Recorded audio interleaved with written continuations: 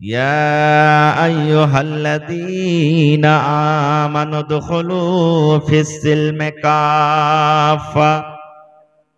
আল্লাহ তাবারাক ওয়া তাআলা কোরআন মাজিদে বলেন, হো ঈমানদার বান্দা বান্দিরা তোমরা শুনে নাও, ও ঈমানদার বান্দা বান্দি যাহারা ঈমান এনেছো, এক আল্লাহ তো বলে বিশ্বাস করেছো, জান্নাত জাহান্নাম বলে বিশ্বাস করেছো, মওত বলে যারা বিশ্বাস করেছো, কোরআন আমার কিতাব কিতাব বলে বিশ্বাস করেছো, আল্লাহ রাব্বুল আলামিন ওই সমস্ত ঈমানদার বান্দা বান্দীদেরকে ডাক দিয়ে বললেন, হো ঈমানদার বান্দা বান্দি তোমরা শুনে নাও, ইসলাম ধর্মে তোমরা পরিপূর্ণ হয়ে যাও, ইসলাম ধর্মে তোমরা পরিপূর্ণ হয়ে যাও, ইসলাম ধর্মে তোমরা পূর্ণভাবে ঢুকে যাও।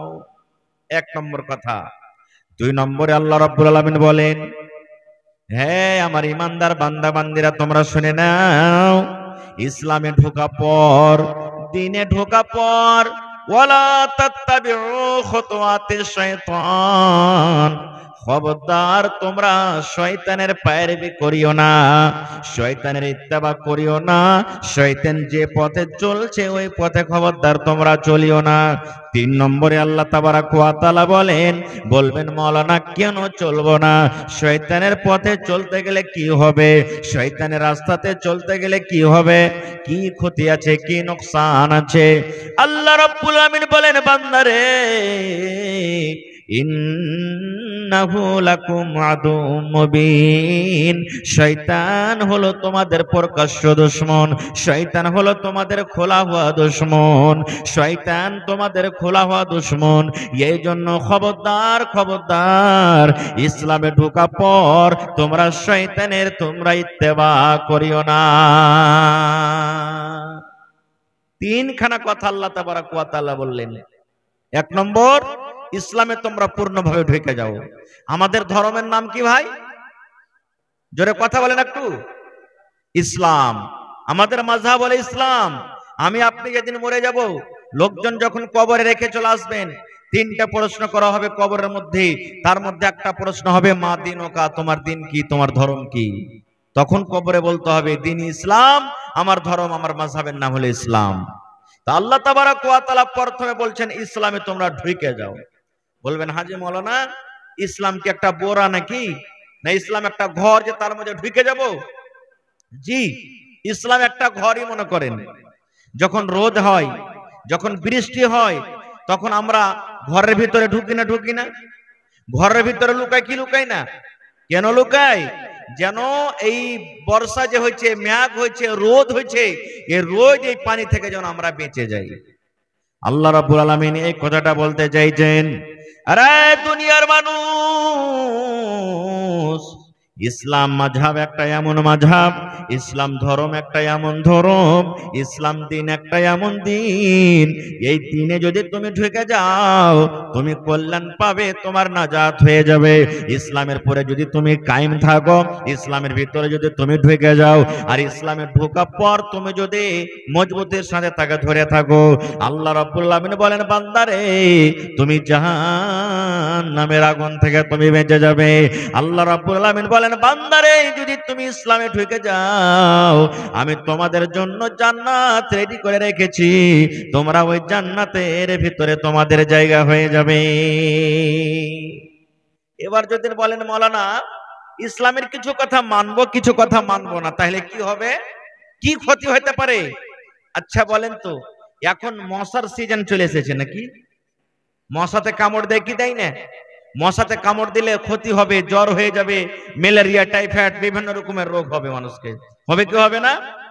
এবার ওই মশা থেকে বাঁচার জন্য আমরা কি করি? মচ্ছরদানি, মশারি লাগাই। হানা বলেন ভাই, মশারি লাগাই কি লাগাই না?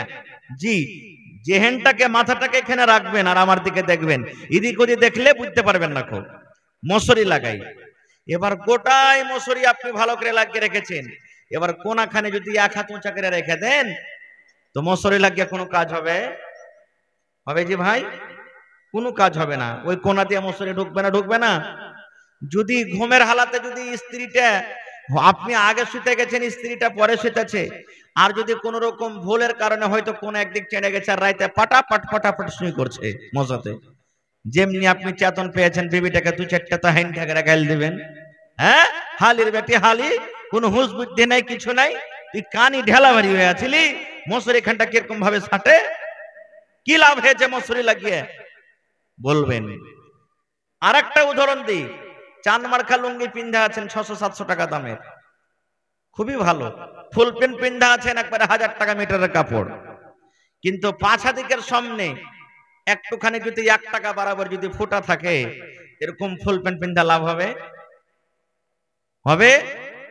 মানুষ কাপড় কিনে পিন্ধে, লুঙ্গি প্যান্ট কিনে পিন্ধে নিজের ইজ্জতকে রক্ষা করার জন্য, নাকি যেন আমার ইজ্জতটাও অপার মানুষ দেখতে না পায়। এবার ঠিক 600 টাকা তোমার লুঙ্গি পিন্ধা আছেন আপনি, আর যেই পিছন দিক আছে পায়খানা রাস্তার সামনে ঠিক 1 টাকা বরাবর 1 ইঞ্চি বরাবর একবারে লুঙ্গি একটু কাটা আছে, এরকম লুঙ্গি পিন্ধা কোনো দাম আছে? কোনো দাম নাই। আল্লাহ রাব্বুল আলামিন মানুষকে বলেন, আরে দুনিয়ার মানুষ, ইসলামের তুমি কোনো কথা মানবে আর ইসলামের কিছু কথা তুমি মানবে না, এরকম মানার থেকে না মানে ভালো রে। এরকমকে পরিপূর্ণ বলা যাবে না, এরকমকে পূর্ণ মুসলমান বলা যাবে না। আল্লাহ রাব্বুল আলামিন বলেন, তুমি যদি পূর্ণ মুমিন মুমিনা হইতে চাও, তুমি যদি পূর্ণ মুসলমান হইতে চাও, তুমি যদি আমার জান্নাত পেতে চাও, তুমি যদি জাহান্নাম থেকে বাঁচতে চাও রে বান্দা বান্দি, তোমাকে পূর্ণ ইসলামে ঢুকতে হবে। যেমন তুমি মশরের একটা কোনা যদি উঠিয়ে রেখে দাও, ভিতরে মশরে ঢুকে তোমাকে কামড় দেবে, তোমার কোনো লাভ হবে না। লুঙ্গি তুমি পরে আছো, 1 ইঞ্চি বরাবর পাশে দিকে যদি ফোঁটা থাকে, কাটা থাকে, ওই লুঙ্গিতে তোমার ইজ্জতের রক্ষা হবে না। এই মতো তুমি যদি ইসলামে পরিপূর্ণ হয়ে যদি না ঢোকো, তাহলে ইসলামের যেটা মজা, ইসলামের যেটা স্বাদ আছে, সেই স্বাদ তুমি পাবে না। 1 নম্বর হয়ে গেল। এবার ইসলামে কত কথা আছে ভাই বলার, কিন্তু আজকে সময় নেই, অনেক কথা আছে ইসলামে বলার, আমি ওদিকে যাব না, সময় পেলে ইনশাআল্লাহ কিছু কথা পরে রাখবো। 2 নম্বরে আল্লাহ রাব্বুল আলামিন বলেন, ওয়ালা তাত্তাবিউ খুতুওয়াতিশ শাইতান। 2 নম্বরে আল্লাহ রাব্বুল আলামিন বলেন, বান্দারে তোমরা খবরদার তোমরা শয়তানের ইত্তেবা করিও না, তোমরা শয়তানের কথা মতো চলিও না, শয়তানের তোমরা পায়রাবি করিও না, কারণ ইন্নাহু লাকুম আদুউম মুবিন, শয়তান হলো তোমাদের প্রকাশ্য দুশমন। আল্লাহ আগে ইশারা করে জানিয়ে দিয়েছেন। আচ্ছা বলেন তো, কোন মানুষের সাথে আপনার যদি দুশমনি থাকে, শত্রুতা থাকে, ওই মানুষটা আপনার ভালাই চাইবে কি? ভালাই চাইবে যে ভাই?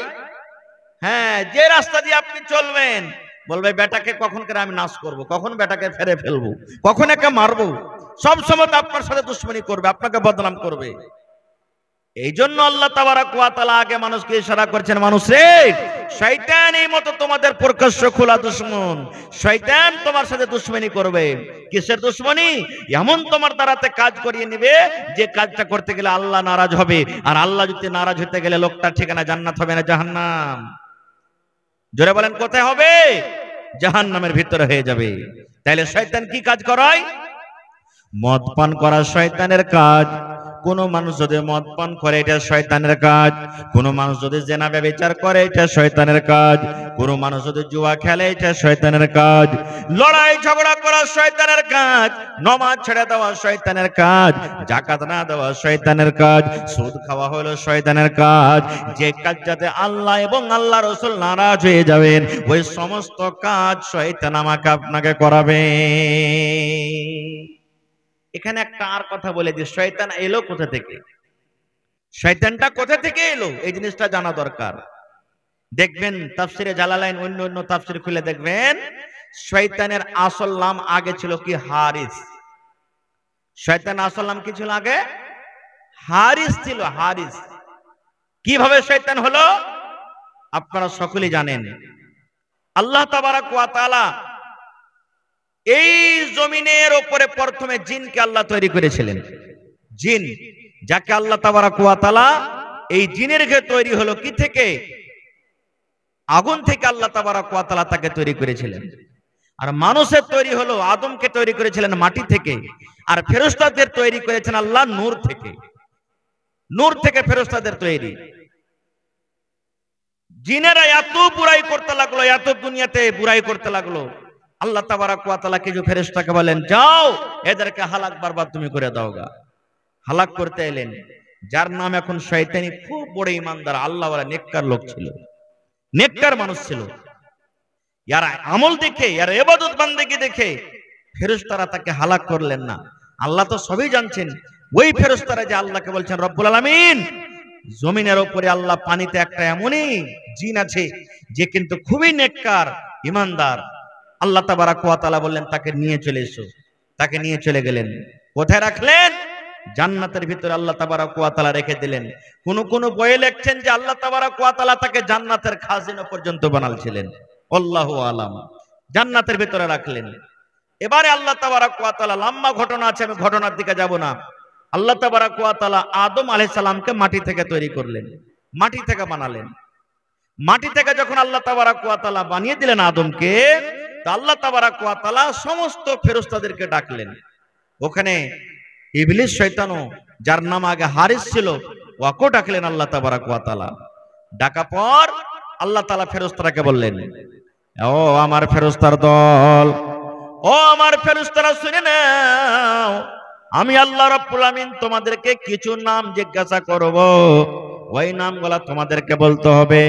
ফেরেশতারা বললেন, আল্লাহ কি নাম আমাদেরকে জিজ্ঞাসা করবেন? আল্লাহ রাব্বুল আলামিন বললেন, ফেরেশতারে, এটা হলো কি রে ফেরেশতা? ফেরেশতারা বললেন, আল্লাহ জানি না। এটা কিসের গাছ? আল্লাহ জানি না। ওপরে এটা কি? আল্লাহ জানি না। এটা কি জিনিস? আল্লাহ জানি না। প্রত্যেক সওয়ালের জবাবে ফেরেশতারা বললেন, আল্লাহ জানি না, জানি না, জানি না, জানি না। আল্লাহ, এতক্ষণে আমাদের জ্ঞান নাই, আমাদের বুদ্ধি নাই, আমাদের কাছে ইলম নাই। আল্লাহ যতটুকু আমাদেরকে দান করেছে অতটুকু আমরা জানি, তাছাড়া আমরা বলতে পারবো না। কেউ কিন্তু বলতে পারলেন না।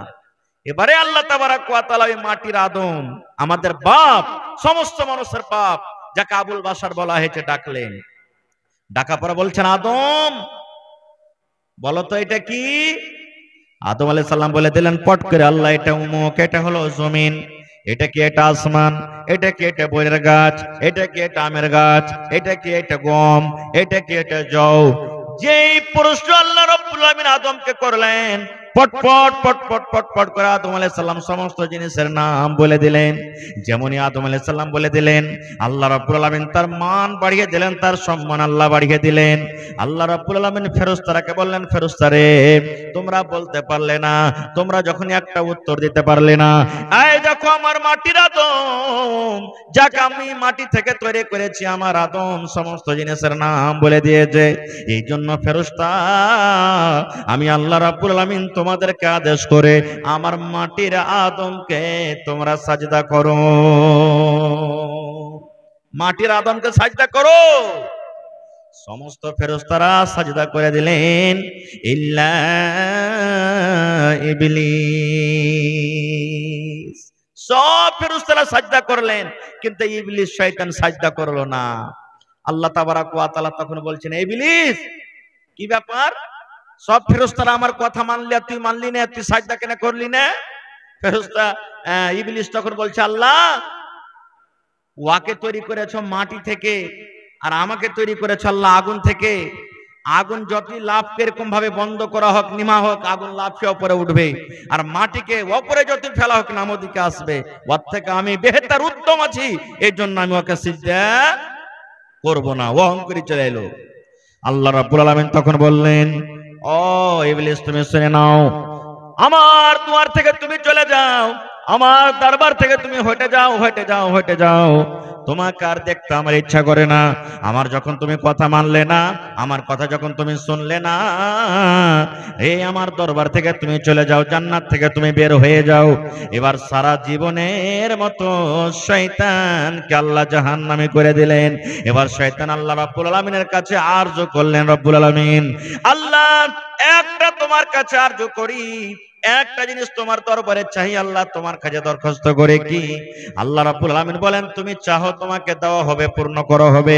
শয়তান বলতে লাগলো আল্লাহ রাব্বুল আলামিন একটা তোমার কাছে আরজ। আল্লাহ যেমন মানুষের মত হয়, মানুষ যেমন 100 বছর 200 বছর 500 বছর 1000 বছর পর মানুষ মরে যাবে, আল্লাহ এর উম্মত তুমি আমাকে দিও না। আল্লাহ কিয়ামত পর্যন্ত আল্লাহ তুমি আমাকে বাঁচিয়ে রাখো, কিয়ামত পর্যন্ত আল্লাহ তুমি আমার হায়াতটাকে বাড়িয়ে দাও। আল্লাহ রাব্বুল আলামিন বললেন এই শয়তান শুন, তোর এই দরখাস্ত আমি আল্লাহ কবুল করে নিলাম, কিয়ামত পর্যন্ত আমি আল্লাহ রাব্বুল আলামিন তোমাকে মত দিব না, তোমার হায়াত বাড়িয়ে দিলাম। এবার শয়তান আরো বলছে আল্লাহ জি আর একটা তুমি আবদারটা পুরিয়ে দাও আল্লাহ। আল্লাহ রাব্বুল আলামিন বলেন শয়তান রে চাহ তোর কি আবদার আছে? এবার শয়তান বলতে লাগলো আল্লাহ মানুষের রগে রগে যেমন রক্ত বহে, মানুষের নাসে নাসে যেমন খুন চলে আল্লাহ, এই মতো তুমি আমাকে এমন ক্ষমতা দাও, পাওয়ার দাও, যেন মানুষের রগে রগে রক্তর ভিতরে আমি শয়তান দৌড়াইতে পারি। আল্লাহ বলেন যাও যাও, এটাও পাওয়ার তোমাকে আমি দিয়ে দিলাম, যাও এটাও তোমাকে আমি দিয়ে দিলাম। আল্লাহ তাআলা অফার দিয়ে দিলেন। এবার শয়তান তখন কি কসম খাইছেন জানেন? আল্লাহ জি তুমি আমাকে সারা জীবনের মতো জাহান্নামী ঘোষণা করে দিয়েছো আল্লাহ, আমি তোমার ইজ্জত তোমার জালালের কসম খেয়ে বলি আল্লাহ আমি একাই জাহান্নামের ভিতরে যাব না, আল্লাহ একাই জাহান্নামের ভিতরে যাব না। আয় আল্লাহ এই তোমার মাটির আদমকে আমি জাহান্নামের ভিতরে নিয়ে যাব রব্বুল আলামিন, আমি সারা জীবনের মতো জাহান্নামের আগুনে জ্বলবো পুড়বো, আমি একাই যাব না, আমি তোমার এই মাটির আদমকে সঙ্গে করে আমি জাহান্নামের ভিতরে নিয়ে যাব। কে কসম খাইলে? শয়তান। এই যে দেখেন দুশ্মনী চালু হয়ে গেল। তখন আল্লাহ তাআলা বলে দিলেন এই ইবলিস যা যা যা যা, তোকে খোলা পাওয়ার দেওয়া থাকলো, যে আমার অরিজিনাল নেককার বান্দা বান্দি হবে জীবনে তোর কথাও শুনবে না কো মানবে না কো, যা যা পারবি। শেষ কথা হযরত আদম আলাইহিস সালামকে আল্লাহ তাবারাক ওয়া তাআলা জান্নাতের ভিতরে রাখলেন, ওয়ার স্ত্রী মা হাওয়াকে জান্নাতের ভিতরে রাখলেন। জান্নাতের ভিতরে রাখার পর আল্লাহ তাআলা আদমকে বলে দিলেন কি, এই আমার আদম, হাওয়া তুমি শুনে নাও, জান্নাতের ভিতরে কোন জিনিসের খাওয়ার কমি নাই, থাকার কমি নাই, যা ইচ্ছা তোমরা তাই খাবে আদম রে। আল্লাহ রাব্বুল আলামিন একটা গাছের দিকে ইশারা করে বললেন আদম ওয়ালা তাকরাবা হাযিহিশ শাজারা।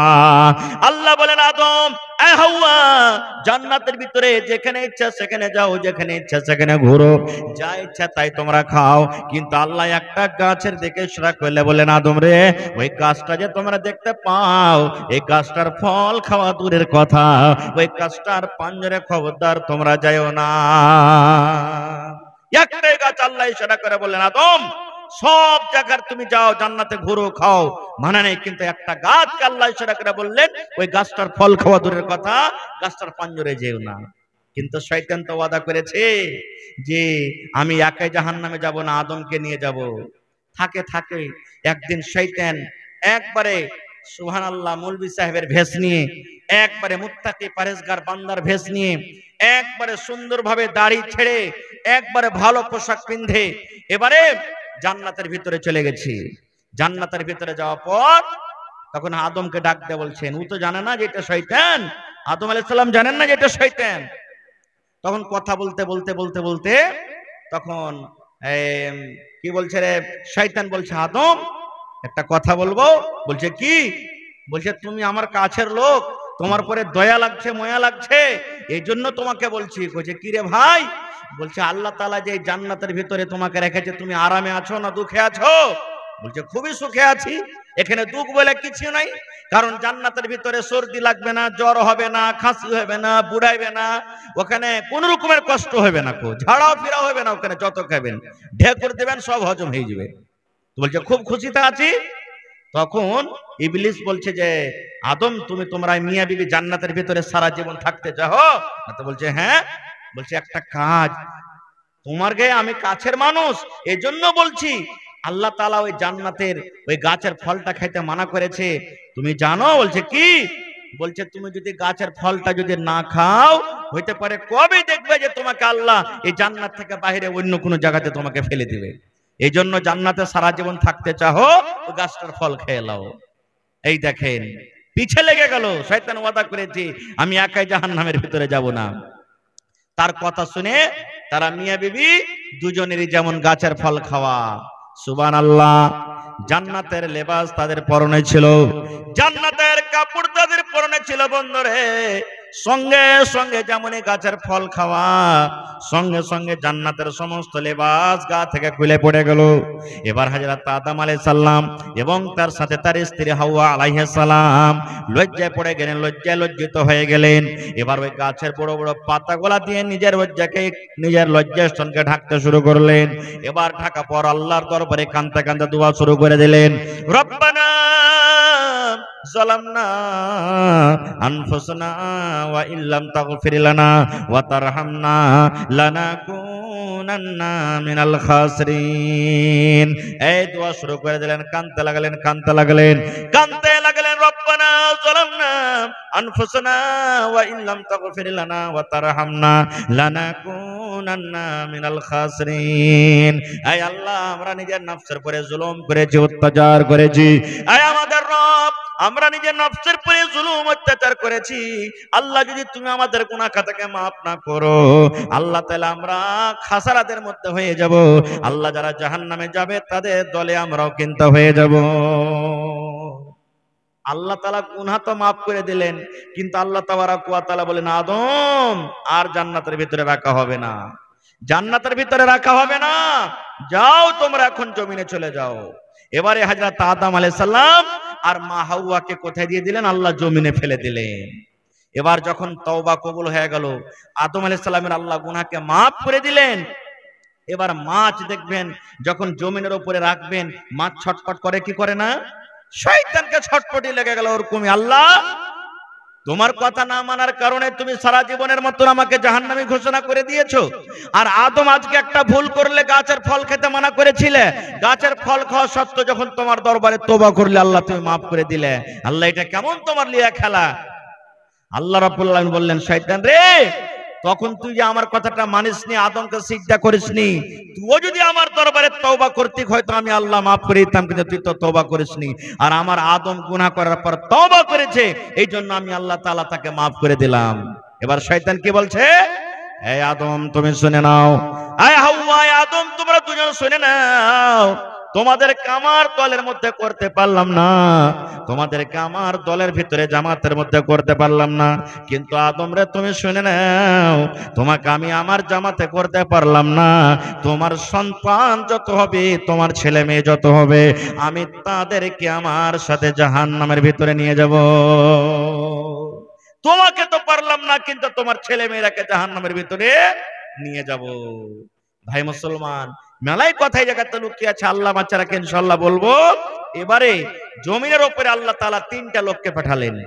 একটা হলেন আদম আলাইহিস সালাম, আর একটা হলেন কে? হাওয়া আলাইহিস সালাম, আর একটা হলো কি? শয়তান, ইবলিস যাকে আমরা বলি। তিনজন। তাহলে ইমানদারের সংখ্যা বেশি না বেঈমানের সংখ্যা বেশি জমিনে যে এসেছে? জোরে বলেন। ইমানদার কয়টা আর বেঈমান একটা। এখন কার কে দল ভারী আছে যে ভাই? জোরে বলেন, কার দল ভারী আছে?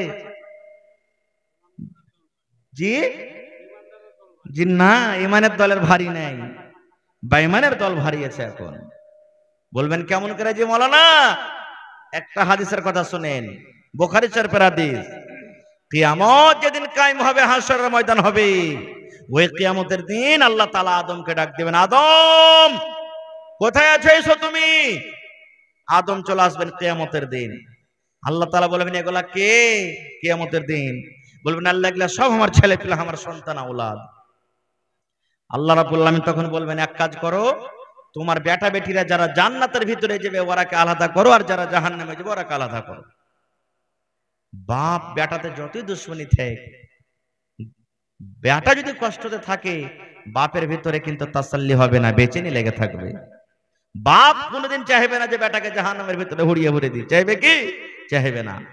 আদম আলাইহিস সালাম দাঁড় হয়ে থাকবেন। আল্লাহ বলবেন, আদম, তোমার ছেলে মেয়েরা যারা জান্নাতে যাবে ওরা আলাদা করে দাও, আর যারা জাহান্নামের ভিতরে যাবে ওরা আলাদা করে দাও। এবার আল্লাহ তাবারাক ওয়া তাআলার কথাটা শোনা পর হযরত আদম আলাইহিস সালাম বলবেন, আল্লাহ কতটি লোককে জান্নাতের জন্য আলাদা করব আর কতটি লোককে জাহান্নামের জন্য আলাদা করব, আল্লাহ তুমি একটু আমাকে ইশারা করে দাও। আল্লাহ তাবারাক ওয়া তাআলা বলবেন, আদম রে, 1 2 নয় রে, 3 নয় রে, 100 নয়, 500 নয়। আল্লাহ তাবারাক ওয়া তাআলা বলবেন, বান্দা আদম, হাজারের এভারেজে তুমি চলো, হাজারের এভারেজে চলো। 1000 মানুষকে তুমি এক জায়গাতে করো, আর 1000 মানুষের মধ্যে একটা লোককে তুমি জান্নাতের জন্য আলাদা করে দাও, আর 999টা লোককে তুমি জাহান্নামের জন্য আলাদা করে দাও। তাহলে 1000-এ একটাই লোক জান্নাতে যাবে, 1000-এ একটাই লোক জান্নাতে যাবে। সুবহানাল্লাহ। আর একটু চলেন, আপনাদের গ্রামের ব্যাপার এরকম প্রত্যেক গ্রামে আছে, আপনার ফের মনে দুঃখ লিয়েন না। আমি বলছি যে কে জিতেছে, ইমানদার জিতেছে, কে বেঈমান জিতেছে। আপনাদের গ্রামে মোটামুটি 100টা লোক হবে না? বড় মানুষ হবে না? হবে না? 100টা লোক মোটামুটি মনে করেন, বেশি যা হোক। কিন্তু মসজিদে নামাজ পড়ছেন কতটি? 10টা। এর থেকে মনে হয় বেশি হবে না, 10টা 15টা নাকি? হানা বলেন না, একটু হানা বলেন। তাহলে কারকে দল এখানে বেশি হয়ে গেল? হিসাব করেছেন কারকে দল বেশি হলো? হিন্দুস্তানে মোটামুটি কতটি আছে? 25 করোড় মানুষ আছে। আমরা কতটি আছি? আমরা 25 করোড়, আর বাকি 100 করোড় ওরাই। বেশি কারা আছে? কে জিতেছে? হ্যাঁ, দেখছেন সব জায়গাতে আগে ওরাই আছে। ভাইরে, এই জন্য আল্লাহ তাবারাক ওয়া তাআলা বলছেন, শয়তানের ইত্তেবা তোমরা করিও না। আমাদের পিছে শয়তান কেমন হেলে গেছে জানেন? আল্লাহ রাসূল বলেছেন, আচ্ছা বলেন তো, যখন বাচ্চা আপনারা যখন জন্ম নিয়েছি, মার পেট থেকে যখন জন্ম নিয়েছি হয়েছি, তখন কান্দেছি না কান্দেনি? জোরে বলেন, কান্দেছি না কান্দেনি? বাচ্চা যখন জন্ম নেয়, তখন মায়ের পেট থেকে বাচ্চা যখন হয়, মা খালারা বেশি জানতে পারে বাচ্চা কান্দে কি কান্দে না। যেমনই মায়ের পেট থেকে বার হবে, তখন প্যাকরা বাচ্চা চিল্লেবে। মা খালারা ভাইয়েরা কোনোদিন চিন্তা করেছেন ছেলেটা কেন কান্দে? ওরে সুবহানাল্লাহ, এটা হাদিসের কথা রে বন্ধু, আমার কথা নয়। মাওলানা বসে আছেন, জিজ্ঞাসা করবেন। আল্লাহর নবী বলেছেন, জমিনে যখন কোনো বাচ্চা জন্ম নেয়, মায়ের পেটে শয়তান ওই বাচ্চাকে ফাট দেয়, ঘোষা দেয়, গুতা মারে। ওই বাচ্চাকে গুতা মারে, ঘোষা দেয়। ওই গুতার কারণে, ফাইটের কারণে, চড়ের কারণে কিংবা ঘোষার কারণে মায়ের পেট থেকে যেমন বাচ্চাটা দুনিয়াতে আসে, তখন মা মা মা বলে কান্দে। আল্লাহ রাসূল বলেছেন, শয়তান থেকে মাত্র মায়ের পেট থেকে যখন জন্ম নেয়, 2টা মানুষ মাত্র বেঁচে থেকেছে। 2টা মানুষ মাত্র বেঁচে থেকেছে। একটা হলো মারিয়াম, ওরে আল্লাহ, মারিয়াম, হান্নার বেটি মারিয়াম। আর একটা মারিয়ামের পেট থেকে যেটা সন্তান জন্ম নিয়েছেন বিনা বাপে, হযরত ঈসা আলাইহিস সালাম। মা বেটা দুজনে শুধু শয়তান থেকে বেঁচে থেকেছে। বাকি দুনিয়াতে যত মানুষ জন্ম নিয়েছে, আল্লাহ রাসূল বলেছেন, যখন জন্ম হয়, জন্ম হওয়ার সময়তে মায়ের পেটে শয়তান তাকে ঘোষা মেরেছে। এই জন্য কান্দে, তখন থেকে শুরু করে দেয়। এই জন্য তো বলি রে ভাই, আল্লাহ রাসূল বলেছেন, যুবকেরা খাস করে বলি, যখন স্ত্রীর কাছে যাবেন, প্রথম বাসর ঘর হবে, প্রথম রাত হবে, যেতে যেতে বিবির সাথে হামবিস্তারি করতে লাগিয়েন না কো। রাসূল বলেছেন, যখন তোমার প্রথম বাসর ঘর হবে, বিবির কাছে যখন তুমি যাবে, প্রথম রাত যখন তোমার হবে, তোমার স্ত্রী তোমার জন্য রেডি আছে, তোমার স্ত্রীর পাঞ্জরে তুমি বসো, সালাম দিয়ে যাও ঘরের ভিতরে। আর বসার পর এখানে এই সামনেকার কপালের উপরে চুল আছে, এই চুলগুলা 2টা 3টে চুল আছে, চুলগুলাকে ধরে নাও। আর ধরার পর এখানে দোয়া করো। কি দোয়া? আল্লাহুম্মা ইন্নী আসআলুকা খাইরাহা ওয়া খাইরা মা জাবালতা আলাইহি ওয়া আউযু বিকা মিন শাররিহা ওয়া শাররি মা জাবালতাহা আলাইহি। এটা বিবির প্রথম যখন বিবির কাছে যাবেন, এটা দোয়া পড়বেন। চুলের উপরে, কপালের উপরে যে চুল আছে, 2-4টা চুল ধরা পর পড়বেন। তারপর বিবির সাথে গল্প সল্প হয়ে গেল। আল্লাহ রাসূল বলেছেন, উম্মত যখন তুমি তোমার স্ত্রীর সাথে মিলন করবে, যখন তোমার স্ত্রীর সাথে সহবাস করবে, শয়তান থেকে বাঁচার জন্য তোমাকে একটা দোয়া পড়িতে হবে। কি দোয়াটা পড়িতে হবে? বিসমিল্লাহি আল্লাহুম্মা জান্নিবিনা শাইতান ওয়া জান্নিবিশ শাইতানা মা রাযাকতানা। বিবির সাথে যখন যখন মিলন করবেন, বিবির সাথে যখন যখন সহবাস করবেন, সহবাস করার আগে এই দোয়াটা আপনাকে পড়িতে হবে। এবারে বলবেন মাওলানা, যদি দোয়াটা না পড়ে কি গুনাহ হবে, কি ক্ষতি হবে, কি নোকসান হবে? আল্লাহ রাসূল বলেছেন, উম্মত রে, যদি তুমি এই দোয়াটা পড়ে তোমার স্ত্রীর সাথে মিলন না করো, সহবাস না করো, বিনা দোয়াতে যদি তোমার স্ত্রীর সাথে মিলন করে নাও, তাহলে যতবার তুমি তোমার স্ত্রীর সাথে বিনা দোয়াতে যাবে, অতবার তোমার সাথে সাথে শয়তান তোমার বিবির কাছে যাবে।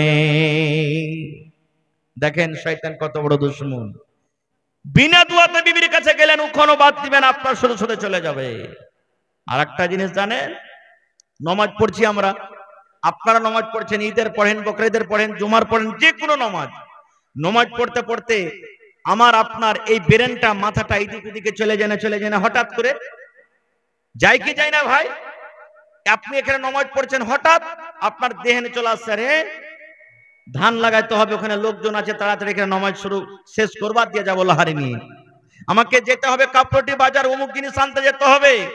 কোন জিনিস রেখেছেন আপনার মনে হয় না, আর নমাজে পট করে মনে চলে আসছে।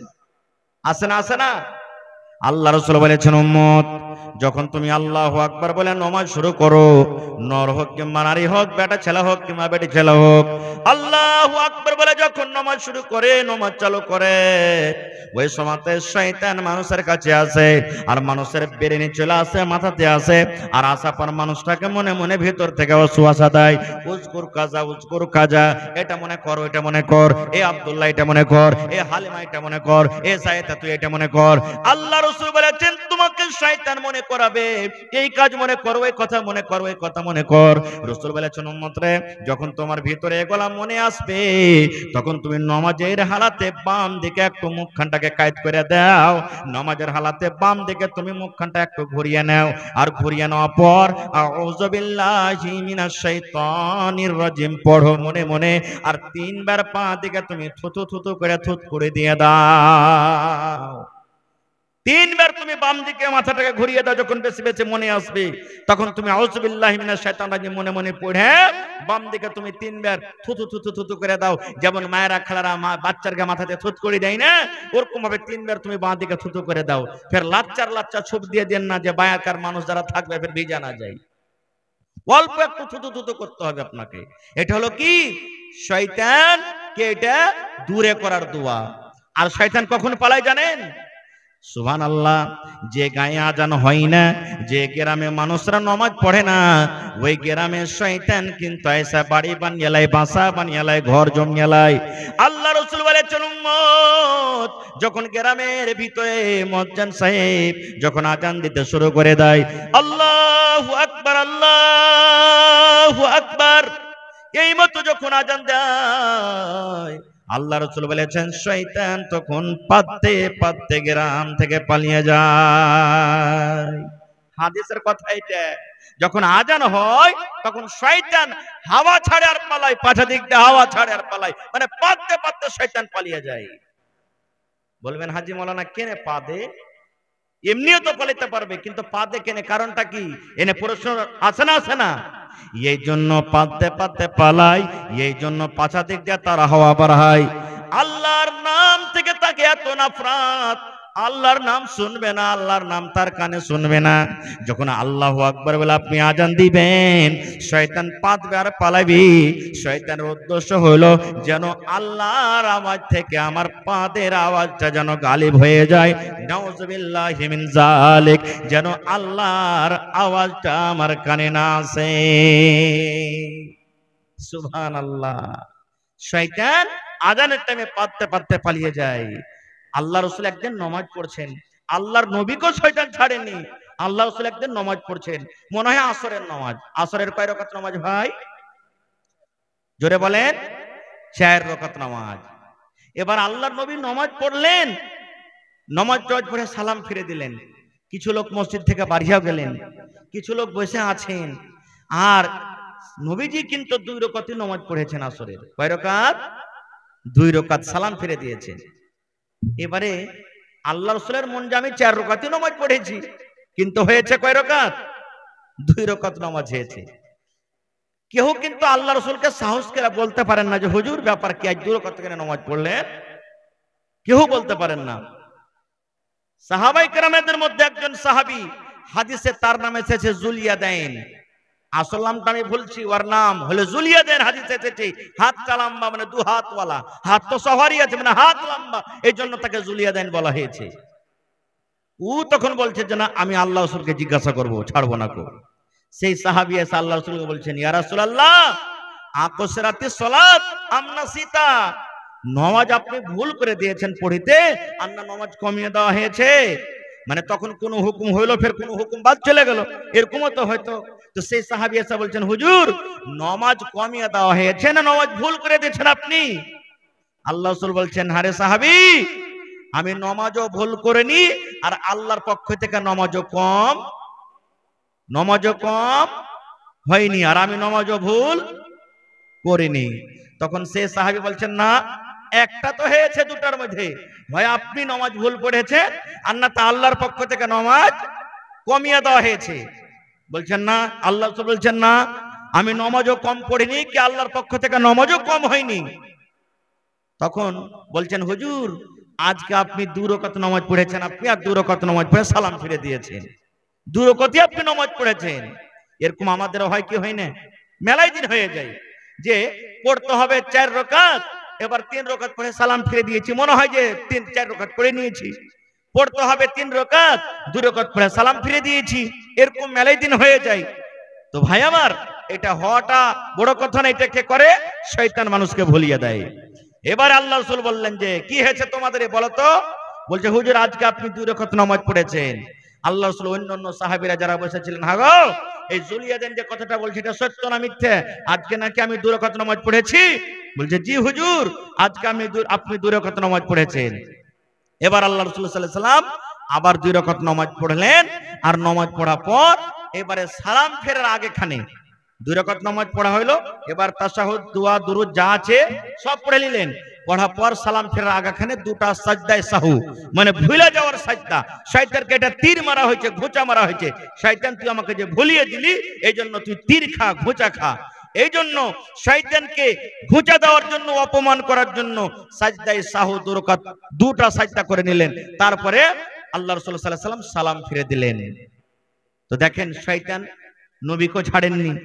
আর একটু আগে চলেন, কোন কোন জায়গাতে আল্লাহ রাসূল বলেছেন, শয়তান যার মধ্যে ঈমান মজবুত আছে, মানুষ চোর হয়ে যায় শয়তান থেকে।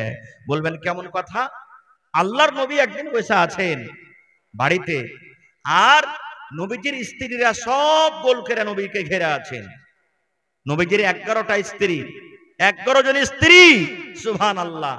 এবারে একসাথে কখন 5টা ছিলেন, কখন 6টা ছিলেন, কখন 7টা ছিলেন, কখন 9টা ছিলেন, একসাথে সমস্ত স্ত্রী নবীকে গোল করে নিয়ে আছেন। আর কি বলছেন জানেন? কেউ বলছেন, নবীজি আমাকে একটা কাপড় দেন, কেউ বলছেন চাপ্পাল দেন, কেউ বলছেন চুড়ি দেন, কেউ বলছেন নাকের দেন, কেউ বলছেন কানের দেন, কেউ বলছেন উমুক দেন। যেমন আমাদের স্ত্রীরা আমাদের কাছে চাহে কি চাহে না? বলেন ভাই, চাহে কি চাহে না? এই যে বকরিদ চলে গেল, কত মা খালা এমন আছেন, যদি কহে থাকে, হালেমার বাপ কপরটি বাজার যাচ্ছ, এক ডাব্বা চুরি গালা লিয়ে আসিও, তো পরব চলে এলো। যদি আমার ভাইয়ের কাছে টাকা না থাকে, আর যদি বলে যে আচ্ছা যে চুরি আছে ওই চুরিতে তুমি এবার পরব করে এলো, তখন দিব পরে।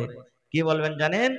এই মিনসে এই মুখ পড়া, এই কাঞ্জসের বাড়িতে আছে, জীবনে সুখ শান্তি হলো না। কত রকম কথা বলে দেয়। আল্লাহ রাসূলকে ঘেরাও করে আছেন সমস্ত বিবিরা। ইতিমধ্যে আল্লাহ নবীর শ্বশুর, আল্লাহুস সামাদ, যেটা আল্লাহ নবীর শ্বশুর, হযরত ওমর রাদিয়াল্লাহু তাআলা আনহু নবীর সাথে দেখা করার জন্য বাড়িতে চলে আসে। আমাদের মতন না যে হড়হড়িয়ে বাড়িতে চলে গেল, দুয়ার থেকে যে চাইছেন আসসালামু আলাইকুম। যেমনই উমর ফারুকের কথা শোনা, নবীজির সবটি বিবিরা ঘরের ভিতরে কোণাতে লুকিয়ে গেছে, সব যে ডরে ভয় সমস্ত বিবিরা লুকিয়ে গেছে। এবার বাড়িতে ঢুকলেন উমর রাদিয়াল্লাহু তাআলা আনহু, রাসূল মুচকি মুচকি হাসছেন। হযরত ওমর রাদিয়াল্লাহু তাআলা আনহু বললেন, ইয়া রাসূলুল্লাহ, কিছু বুঝতে পারলাম না। আল্লাহ রাসূল বলেন, ওমর কি তুমি বলতে চাইছো বলো। হযরত ওমর বললেন, ইয়া রাসূলুল্লাহ, আমি যখন দুয়ারে ছিলাম, বাহিরে যখন দাঁড় হয়েছিলাম, আপনাদের বিবিদের গলার আওয়াজ আমি শুনতে পাচ্ছিলাম। মনে হয় আপনাকে তারা বিরক্ত করছিল, আপনার কাছে তারা কিছু চাইছিল, আপনার সাথে জোর জোর গলাতে আওয়াজ করে কথা বলছিল। নবী গো, একটা কাউকে দেখতে পাই না। আল্লাহর নবী বলছেন, ওমর রে, ঠিক আমার বিবিরা আমার কাছে বিভিন্ন রকমের সামান তারা চাচ্ছিল রে ওমর, কিন্তু যখন তোমার আওয়াজ পেয়েছি, তোমার আওয়াজ শোনা মাত্র সমস্ত বিবিরা ঘরের ভিতরে লুকিয়ে গেছে, সবাই ঘরের ভিতরে লুকিয়ে গেছে। হযরত ওমর বলছেন, এরে আল্লাহ নবীর দুশমনেরা, নবীকে দেখা ডরাও না, ভয় করো না, আর আমাকে দেখা ডরিয়ে তোমরা ঘরের ভিতরে লুকিয়ে গেছো। বিবিরা তখন ঘর থেকে উত্তর দিয়ে বলছেন, এ উমর বিন খাত্তাব, নবীকে দেখে ডর লাগে না, ভয় লাগে না, যতক্ষণই কেড়ে ডর আপনাকে দেখা লাগে। আয় আল্লাহর বান্দা উমর, আপনাকে দেখে যতক্ষণই ডর লাগে, ভয় লাগে, আমার নবীকে দেখে অতটুকু ডর লাগে না, ভয় লাগে না। এই কথাটা যখন বলা, আল্লাহ নবী বলছেন, উমর রে, তুমি একটা এমন লোকের লোক, এমন আল্লাহর তুমি একটা বান্দা, এমন তুমি আল্লাহর একটা বান্দা উমর, যে রাস্তা দিয়ে তুমি হেঁটে চলে যাও, রাস্তা দিয়ে হাঁটছো, আর সামনে থেকে যদি শয়তান হেঁটে চলে আসে, শয়তান একদিক থেকে হেঁটে আসে, আর তুমি ওই রাস্তা দিয়ে অন্য দিক দিয়ে হেঁটে চলে যাও, শয়তান তোমাকে দেখে শয়তান পর্যন্ত রাস্তা বদলে নেয়। এই রাস্তা দিয়ে যাওয়া হবে না রে, যাওয়া হবে না, কারণ এই রাস্তা দিয়ে আল্লাহর বান্দা উমর ফারুক চলে আসেন। নারে তাকবীর! এই রাস্তা দিয়ে কি আসে? আল্লাহর বান্দা উমর ফারুক চলে আসেন, শয়তান পর্যন্ত তোমাকে দেখে ডর করে, ভয় করে। আচ্ছা, শয়তান কত বড় আলিম জানেন? শয়তান কত বড় আলিম! আল্লাহুস সামাদ। শয়তান কোনো ছোট মোটো জিনিস নয়, শয়তান খুব পড়ালেখা, বড় আলিম। বলবেন কেমন কথা? একটাই বুখারী সাহেবের হাদিস আপনাদের সামনে ধরি। আপনাদের এলাকাতে ফিতরার টাকা এক জায়গাতে জমা হয় কি হয় না? আল্লাহ নবীর জামানাতে সরকারি মাল, বাইতুল মাল, খাজুর, জাও, কিশমিশ, পানির, অমুক অমুক জিনিস এক জায়গাতে জড়ো হয়েছে। আল্লাহর রহমতে এখন চুরি চামারি বন্ধ হয়ে গেছে নাকি? 10-15 বছর 20 বছর আগে কোন জিনিস মাঠে ঘাটে বাড়িতে থিয়ে চেন পেতক না মানুষ, চুরি হইতক না। এখন যে যেখানে পড়ে আছে আল্লাহর রহমতে থাকছে, কোনো ব্যাপার নেই। ভালো করে শুনবেন হাদিসটা। এইবারে আল্লাহ নবীর জামানাতে খাজুর কাজুর এক জায়গাতে জড়ো করা হয়েছে। আল্লাহ রাসূল সাহাবীদেরকে বলছেন, যেমন আপনারা জালসা শুনছেন, হাগো আজ রাতের মালের পহরাদারি কে করবে, কে মাল জোগাবে? একজন সাহাবী যার নাম হলো আবু হুরায়রা রাদিয়াল্লাহু তাআলা আনহু বলছেন, ইয়া রাসূলুল্লাহ, আমি মাল জোগাবো। লম্বা হাদিস ছোট্ট করে বলছি। মালের কাছে বসে আছেন রাতের বেলাতে, আর এক চোর ভাই হযরত আবু হুরায়রার সামনে বোরাতে ভরতে শুরু করেছে, মালকে চুরি করতে শুরু করেছে। যেমনই চুরি করা, গপ করে হাত কান ধরে নিয়ে বলছেন, এই তোমাকে ডর লাগে না, ভয় লাগে না? আমি মাল জোগাচ্ছি, আমার সামনে তুমি চুরি করছো। তখন চোর বলছে যে, ভাই রে, ছেলে পিলারা না খেয়ে আছে ভাই, না খেয়ে মরছে, কাঁদছে, কষ্ট দেখতে পারিনি, তাই মাল চুরি করতে এসেছি। ভাই ছেড়ে দে, আর আসবো না। বলছে আসবে না তো না, ছেড়ে দিলেন। ভোর হইল, নবীজি বলছেন, আবু হুরায়রা, রাতে কি ঘটনা ঘটেছিল নবীকে কে জানালছেন? রাতকার ঘটনাটা নবীকে কে জানালছেন? আল্লাহ জানিয়ে দিয়েছেন। বলছেন কি ঘটনা ঘটেছিল? চোর চুরি করতে আসেনি? বলছে হুজুর এসেছিল। বলছে তোমাকে কি বলেছে? বলছে আর আসবো না, তখন আমি ছেড়ে দিয়েছি। আল্লাহ রাসূল বললেন, ও আমার সাহাবী আবু হুরায়রা, তুমি শুনে নাও, যে চোর রাতের বেলাতে তোমার সাথে ওয়াদা করেছে আর চুরি করতে আসবো না, আবু হুরায়রা রে, আমি নবী বলি, ওই চোর আজ রাত্র চুরি করতে আসবে। হযরত আবু হুরায়রা বলছেন, হুজুর যে ওয়াদা করেছে আসবো না। নবী বলছেন, আমি নবী মিথ্যা কথা বলি না, চোর চুরি করতে আসবে। সুবহানাল্লাহ। ঠিক দ্বিতীয় রাতে আবার চোর চুরি করতে চলে এসেছে, ধরাও পড়ে গেছে। বলছে, হাজি, তুমি যে গত রাত্রে বলেছো আর চুরি করতে আসবো না, আর তুমি ফের আজকে চুরি করতে চলে এসেছো। আবার নিজের কষ্ট জানাইতে লাগলেন, ভাই রে, বাড়িতে ছেলে মেয়েরা না খেয়ে আছে ভাই, তাদের কষ্ট সহ্য করতে পারি না, তখন এসেছি, আর আসবো না ভাই, ছেড়ে দে। সেজন্য ছেড়ে দিলেন। কয় রাত হলো? জোরে বলেন, কয় রাত হলো? সকালবেলাতে রসুল বলছেন চুরি করতে আসেনি, বলছে হুজুর চুরি করতে এসেছিল, আবার আমি তাকে ছেড়ে দিয়েছি। আল্লাহ রসুল বললেন, এ আমার আবু হুরায়রা সাহাবী শোনো, ওই চোর আজ রাত্র চুরি করতে আসবে, কিন্তু ওকে আজকে ছাড়িও না, আমার কাছে ধরে নিয়ে আসবে, আমার কাছে চোরকে ধরে নিয়ে আসবে। ঠিক তৃতীয় রাত্রে হযরত আবু হুরায়রা বলছেন, আমি মালের কাছে বসে আছি, চোর চুরি করতে চলে এসেছে, আমি ধরেও নিয়েছি। ধরা পর কিন্তু বলছি আজকে তোমার বাহানা শুনবো না, আজকে আমি ধরে নিয়ে যাব নবীর দরবারে, নবীর দরবারে ধরে নিয়ে যাব। চোর কত বড় বুদ্ধি দেখেন, হুঁশিয়ার পণ্ডিত মানুষ। চোর বলতে লাগলো, আবু হুরায়রা তুমি যদি নবীর দরবারে আমাকে ধরে নিয়ে যাও, চোর বলে নবী আমার হাত কাটবে, আমার হাত কাটা পড়বে, কারণ চোরের শাস্তি হলো যদি কোনো মানুষ চুরি করে তার হাত কাটা পড়বে, হাত আমার কেটে যাবে। এবার চোর বলছে, রে আল্লাহর বান্দা, যদি তোমাকে আমি একটা দুয়া শিখিয়ে দিই রে ভাই, তোমাকে যদি একটা আমি মন্ত্র শিখিয়ে দিই, তোমাকে যদি একটা দুয়া শিখিয়ে দিই, সেই দুয়ার বিনিময়ে তুমি আমাকে ছাড়বে কি ছাড়বে না বলো? কে বলছে? চোর বলছে, ভাই রে, যদি তোমাকে আমি একটা দুয়া শিখিয়ে দিই, তাহলে তুমি আমাকে কি ছাড়বে, নবীর কাছে আর নিয়ে যাবে না? এই জামানার মানুষ আমরা যদি হতাম তো কি বলতাম? সালার বেটা, সালা চুরি চামারি করে খাইছে, আর ফের কত বড় দুয়া জানে, কত দুয়া আলা হয়ে গেছিস, তোর দুয়া বার হবে ওখানে, চল তুই নবীর দরবারে, এই কথাটাই বলতাম। কিন্তু সেই সাহাবী বলছেন, ভাইরে যদি তুমি আমাকে সত্য একটা দুয়া শেখাও, যদি তুমি আমাকে সত্য একটা মন্ত্র শেখাও, দুয়া শিখে যদি আমার লাভ হয়ে যায়, হ্যাঁ ভাই তোকে আমি ছেড়ে দেব, বল দোয়াটা কি? এবার চোর বলতে লাগলো, আমার সাথে সাথে বলো, আউযু বিল্লাহি মিনাশ শাইতানির রাজিম, বিসমিল্লাহির রহমানির রহিম, আল্লাহু লা ইলাহা ইল্লাহু আল হাইয়ুল কাইয়্যুম লা তাখুযুহু সিনাতুন ওয়ালা নাওম। গোটা শিখিয়ে দিলেন। আচ্ছা বলেন তো এটার নাম কি? জোরে বলেন। আয়াতুল কুরসি। এটার নাম কি? আয়াতুল কুরসি গোটা শিখিয়ে দিলেন। শিখা যখন হয়ে গেল, এবার চোর বলছে, ভাই আবু হুরায়রা তুমি আমাকে জিজ্ঞাসা করবেন এটা শিখে কি লাভ আছে, দুয়াটা শিখে কি লাভ আছে, দুয়াটার ভিতরে কি লুকা আছে, দুয়াটা শিখে কি পাবো? এবার বলছে, হ্যাঁ ভাই তুমি বলো, এই দুয়া তোমাকে শিখালে এই দুয়াটা শিখে কি লাভ আছে, কি উপকার আছে? চোর বলতে লাগলো, ভাই রে, যখন তুমি এশারের নামাজ পড়বে, এশারের নামাজ পড়ার পর বাড়ির ভিতরে যখন তুমি যাইবে, বিছানায় যখন তুমি বসবে, বিছানায় শোয়ার আগে আগে, বালিশে মাথা দেওয়ার আগে আগে তুমি যদি বিছানায় বসে বসে আউযু বিল্লাহ বিসমিল্লাহ পড়ে যদি তুমি গোটা আয়াতুল কুরসি একবার পড়ে নাও রে ভাই, আল্লাহ রাব্বুল আলামিনের পক্ষ থেকে তোমার বাড়িতে আল্লাহ একটা ফেরেশতা পাঠিয়ে দিবেন। ওই ফেরেশতা বাড়িতে তোমার আসবে, ওই ফেরেশতা এসে তোমার মোটরসাইকেল জোগাবে, ওই ফেরেশতা এসে তোমার গম জোগাবে, ওই ফেরেশতা এসে তোমার বকরি জোগাবে, ওই ফেরেশতা এসে তোমার ছাগল জোগাবে, ওই ফেরেশতা এসে তোমার মুরগি মুরগা জোগাবে। গোটা রাত ফজর পর্যন্ত তোমার বাড়িতে পহরাদারি করবে, কোন চোর তোমার বাড়িতে চুরি করতে পারবে না। নারে তাকবীর।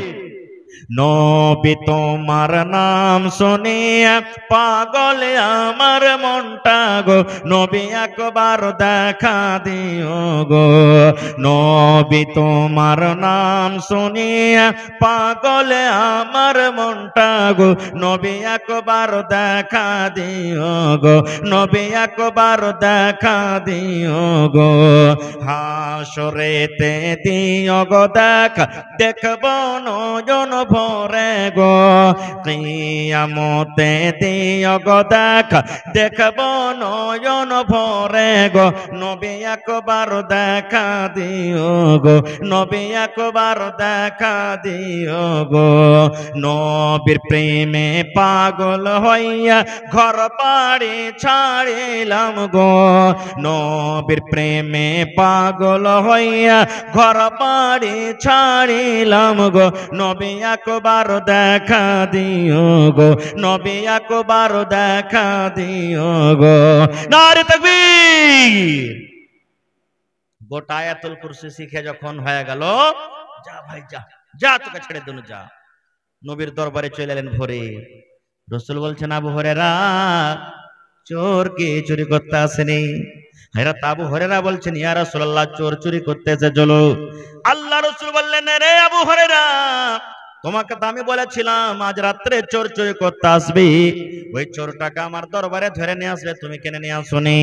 এবার হযরত আবু হুরায়রা বলছেন, ইয়া রাসূলুল্লাহ, ওই চোর আমাকে একটা সুন্দর দোয়া শিখিয়েছে নবী গো, ওই চোর আমাকে একটা দোয়া শিখিয়েছেন, ওই দোয়া শিখার কারণে আমি তাকে ছেড়ে দিয়েছি।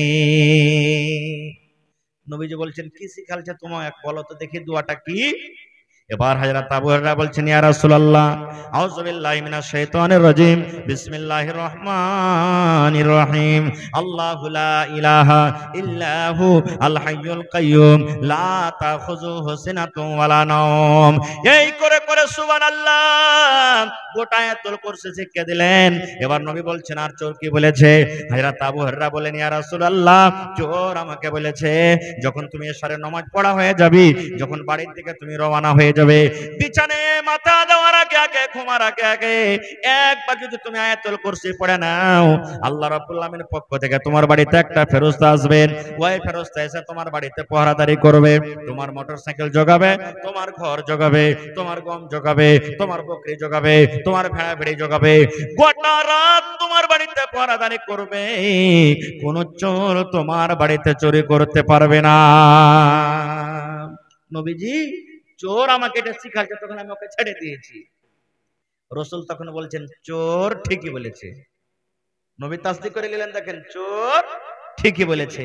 এবার নবী বলছেন, আবু হুরায়রা, দিন রাত থেকে যে তোমার কাছে চুরি করতে আসে, এটা কে তুমি জানো? বলছেন, কে ওইটা? ওইটা হলো চোর, একটা চোর চুরি করতে আসছিল। আল্লাহ রাসূল বলেন, না রে খেপা, না, ওটা চোর নয় রে, না রে পাগল, ওটা নয়, ওটা চোর নয় রে, ওটা হলো জাকা শয়তান, ওটা হলো শয়তান রে, যে মানুষের রূপে 3 রাত থেকে মাল চুরি করতে আসছিল। ওটা শয়তান, ওটা চোর নয়, মানুষের রূপে তোমার মাল চুরি করতে এসেছিল। তখন বলছে, হুজুর, শয়তান এত বড় ভালো ভালো দোয়া জানেন? তখন রাসূল বলছেন, শয়তান ভালো কথা জানে, কিন্তু শয়তান ভালো কথা মানে না। শয়তান আল্লাহকে জানে, কিন্তু শয়তান আল্লাহর কথা মানে না। শয়তান কোরআনকে জানে, কিন্তু শয়তান কোরআনের কথা মানে না। শয়তান নবীকে জানে, কিন্তু শয়তান নবীর কথা মানে না। আপনি ভালো কথা জানেন, আপনি ভালো কথা মানেন, আপনি কোরআনকে জানেন, আপনি কোরআনের কথা মানেন, আপনি নবীকে জানেন, আপনি নবীর কথা মানেন। আপনি জানেন এবং মানেন বলে ঈমানদার। আর শয়তান ভালো কথা জানে কিন্তু মানে না, এই জন্য শয়তান হলো বেঈমান। নারে তাকবীর। মেলাই কথা আছে শয়তানের ভাই বলার। ভাইরে, আল্লাহ বাঁচিয়ে রাখে, ইনশাআল্লাহ এই বিষয় নিয়ে আবার আলোচনা করব। তবে এটা হলো আজকে জালসাটা আল্লাহর ঘরের জন্য, নাকি নিজের ঘরের জন্য, না আল্লাহর ঘরের জন্য? আল্লাহর ঘরের জন্য। আল্লাহ রাসূল বলেছেন, জমিনের উপরে, আকাশের তলাতে সব থেকে উত্তম ভালো জায়গা হলো মসজিদ, আর জমিনের উপরে সব থেকে নামুরা খারাপ জায়গা হলো বাজার। রাসূলের হাদিস, সব থেকে উত্তম আফজাল জায়গা হলো কি? মসজিদ। আর সব থেকে ভালো জায়গা হলো কি? বাজার। বলবেন, হাজী মাওলানা, মসজিদ কেন ভালো আর বাজার কেন খারাপ হয়? আপনি বলেন, মসজিদে কিনা বেচা হয়? জোরে বলেন, মসজিদে কিনা বেচা হয়? আরো জোরে বলেন, মসজিদে কি চুরি ডাকাতি হয়? মসজিদে জেনা ব্যভিচার হয়? মসজিদে ঠকাঠকি হয়? কিন্তু বাজারে সবকিছু হয়। হয় কি হয় না? আর একটা কথা বলে দিই, আপনাদের গ্রামে আছে কিনা, যখন কোনো মানুষের, কোনো ভাই যখন হাইসা ছাগল বকরি হারিয়ে যায়, এলান করে, এ ভাই শোনেন, 10 ভাই, উমুকের একটা হাইসা হারিয়ে গেছে, কিংবা একটা বকরি কিংবা লোটা হারিয়ে গেছে, যদি কেউ পায়ে থাকেন তো দিয়ে দেবেন। এরকম এলান হয়? এলান হয়? আল্লাহ রাসূল বলেছেন, হ্যাঁ আমার উম্মতরা তোমরা শুনে নাও, আল্লাহ রাসূল বলেছেন উম্মত যখন কোন হারিয়ে যাওয়া জিনিসের মসজিদে এলান হবে, নবী বলেছেন ওর জন্য আরো বদদুয়া করো যেন ওই জিনিসটা লোকটা ঘুরিয়ে না পায়। ছাগল হারিয়ে গেছে এলান করেছে, রাসূল বলছেন এই মুসাল্লি যত আছো ওর জন্য বদদুয়া করো যাতে তুমি ছাগলটা কোনোদিন ঘুরিয়ে না পাও। হাইসা হারিয়ে গেছে বদদুয়া করো ঘুরিয়ে না পাও, কারণ এটা হলো এলান করার জায়গা নয়, এটা আল্লাহর ইবাদতের জায়গা। এতক্ষণ পর্যন্ত যদি আদেশ না থাকে মসজিদে এলান করার, তাহলে মসজিদটা কত আল্লাহর কাছে ভালো জায়গা হইতে পারে বুঝে দেখেন। এই ঘরের ব্যাপারে আল্লাহ রাসূল 1400 বছর আগে এলান করে দিয়েছেন, মান বানা লিল্লাহি মসজিদান বানাল্লাহু লাহু বাইতান ফিল জান্নাহ। আল্লাহ রাসূল বলেছেন উম্মত যে আল্লাহ রাব্বুল আলামিনকে সন্তুষ্ট করার জন্য, আল্লাহকে রাজি করার জন্য আল্লাহর ইবাদতখানা মসজিদ নির্মাণ করবে, আল্লাহ রাব্বুল আলামিন তার জন্য জান্নাতের ভিতরে এখন ঘর বানিয়ে দিবেন। দুনিয়াতে বানাবেন মসজিদ, আল্লাহ জান্নাতে আপনার জন্য এখন ঘর বানিয়ে দিবেন। বলবেন হাজী মাওলানা আমরা তো 10-15টা ঘর আছে, যে মাওলানা গরিব মানুষ এখানকার এত মসজিদ বানাতে পারবো না। আল্লাহ নবী সাহাবায়ে কেরামকে একদিন বসে আছেন, মসজিদে নববীর সামনে একটা ফাঁকা জায়গা আছে, খালি জায়গা, জায়গাটা এখনো মসজিদের কিন্তু নয়। নবীজি এলান করলেন কে তোমরা আছো, এই জমিনটা কিনে, যেটা ফাঁকা জায়গা আছে কিনে মসজিদের জমিনে লাগাইতে পারো, আল্লাহ তাআলা তার বদলাতে জান্নাতে এখন ঘর বানিয়ে দিবেন। হযরত উসমান গনি দাঁড় হয়ে গেলেন, ইয়া রাসূলুল্লাহ যত টাকা লাগবে আমি উসমান এই জমিনটাকে কিনবো, আর কিনা পর আমি এই মসজিদে লাগিয়ে দিব। আল্লাহ রাসূল বলছেন উম্মত রে, যদি তোমরা গোটাই মসজিদ বানাইতে না পারো, যদি একটা পাখির যে বাসা বানাই, পাখির বাসা কত বড় হয়, ছোট্ট হয় না? রাসূল বলছেন একটা পাখির বাসার সমান জায়গা যদি তুমি মসজিদ বানাইতে পারো, আল্লাহ তাআলা ওর বদলাতে জান্নাতের ভিতরে একটা ঘর বানিয়ে দিবেন। বলবেন এটা কেমন কথা, যে বাসার সমান জায়গাতে কি নামাজ পড়াতে হবে? রাসূল বলছেন 1 নম্বর মানে হলো যে যতই ছোট মসজিদ হোক, এটা মনে করিয়েন না যে কেলাবাড়িওয়ালা আরে একবারে 50 ফিট লম্বা চওড়া মসজিদ বানালছে, 100 ফিট বানালছে, ওরকে সমান মসজিদ বানাইতে পারেনি বলে মনে হয় জান্নাতে ঘর বানাবেন। জিন্না আপনার যতই ছোট মসজিদ হোক, উদ্দেশ্য নিয়ত আছে আল্লাহকে রাজি করার জন্য, ওই ছোট মসজিদের বদলা তো আল্লাহ জান্নাতে ঘর বানাবেন। কিংবা বাস, পাখির বাসা যে আছে সুবহানাল্লাহ, ওই বাসাটার সমানও যদি জায়গা বানাইতে পারেন, আপনি 10,000 দিলেন, 15,000 দিলেন, 5,000 দিলেন, 1,000 দিলেন, 2,000 দিলেন, ওই টাকাতে মশলা কিনা হলো, ইট কিনা হলো, গিট্টি কিনা হলো, বালু কিনা হলো। এবার কতখানি কাজ করতে করতে দেখলেন আপনার টাকা দিয়ে পাখির বাসার সমান একটা জায়গা করা হয়েছে, বা অতখানি জায়গার সমান একটা আপনি কাম করতে পারলেন। আল্লাহ রাসূল বললেন এতখানি জায়গা করতে পারো তো আল্লাহ তোমার জন্য জান্নাতে একটা ঘর বানিয়ে দিবে। ভাই মুসলমান, দেখি আপনাদের এই গ্রামে আমি জীবনের প্রথমবার এসেছি, মসজিদের জালসা অনেক করলাম ভাই বছরে। এই যে আপনাদের পাশে একটা গ্রাম, কোন দিকে তেত্রি বাড়ি আছে, দক্ষিণ দিকে আছে, আখতারের মা, একটা আখতার বলে ওখানে আছে লোক, ওর মা এই বকরেদের 8-10 দিন আগে জালসাটা হলো মনে হয়, 1 লক্ষ টাকা মসজিদের জন্য হাজির করে দিলেন, একটা মহিলা হয়ে 1 লক্ষ টাকা। এই যে সাতভেল্লি আড়াবাড়িতে আলহাজ ইসরাফিল সাহেব 1 লক্ষ টাকা হাজির করে দিলেন মসজিদে, এই কয়দিনকার কথা। মুখতার আলম মুখিয়াজি মিয়া বিবি মেলে 1 লক্ষ টাকা দিলেন। মৌলানা আনোয়ার হোসেন সাহেব 50,000 টাকা দিলেন। এই করে করে আরো মেলে 25,000 30,000 কত নাম বলবো। মুজাহিদ মুখিয়াকে সবাই চিনছেন, খড়বাড়ির নাকি লগরবাড়ির। মসজিদের জালসা অক্টোবর মাস, গত মাসের অক্টোবর মাসে জালসাটা হয়েছে, 2023 সালের অক্টোবর মাসে। সুবহানাল্লাহ, একজন ভাই 7,95,000 টাকা স্টেজে এসে জমা করে দিলেন মুসলিম। কতটি? 7,95,000, মানে 5,000 কম 8 লক্ষ টাকা। সুবহানাল্লাহ। তো আজকে দেখি আল্লাহর কোন বান্দা আছেন, কোন এমন আল্লাহ তাবারক ওয়া তাআলার বান্দি আছেন, মা খাদিজার মতন কেউ আছে ইসলামের জন্য, দ্বীনের জন্য সমস্ত মালকে কুরবানি করে দিয়েছিলেন। 1 কাঠা জমিন দান করতে পারবেন মসজিদে, এক ডিসমিল জমিন দান করতে পারবেন, মসজিদের আশেপাশে থাকলে লাগিয়ে দেন, না থাকতে গেলে মাঠে ময়দানে কোনো জায়গাতে আছে, যা হবে বিক্রি করে টাকা লাগিয়ে দেবেন মসজিদে, আল্লাহ তাআলা তার জন্য জান্নাতের ভিতরে ইনশাআল্লাহ একটা ঘর বানাবে। দেখি কোন আল্লাহর বান্দা আছেন